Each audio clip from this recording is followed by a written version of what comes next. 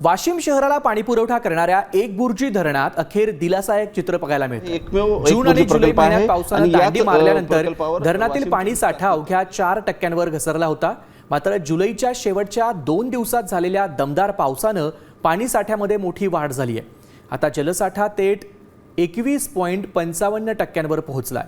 यामुळे वाशिम कराडवरील भीषण पाणी टंचाईचं संकट काहीसं टळलंय। या धरण प्रकल्पावरून आढावा घेतलाय आमचे प्रतिनिधी मनोज जयस्वाल यांनी। पाहूयात। वाशिम करासाठी एक दिलासादायक बातमी। मी सध्या वाशिमच्या एकबुर्जी प्रकल्पावर आहे आणि आपण बघू शकतो सध्या याच प्रकल्पात 21.55% जलसाठा जमा झालेला आहे। वाशिम शहराला पाणी पुरवठा करणारा हे एकमेव एकबुर्जी प्रकल्प आहे आणि याच प्रकल्पावर वाशिमची भिस्त असते। त्यामुळे वाशिमकरांना चिंता लागली होती की हा प्रकल्प कधी भरतो आणि आपली चिंता कधी मिटते। त्यामुळे 31 जुलै झालेल्या दमदार पावसामुळे नक्कीच दिलासादायक चित्र आपल्याला बघायला मिळत आहे। वाशिम जिल्ह्यात जर परिस्थिती बघितली असता वाशिम जिल्ह्यात 31 जुलैला झालेल्या दमदार पावसामुळे जवळपास 43 मंडळात अतिवृष्टी झाली।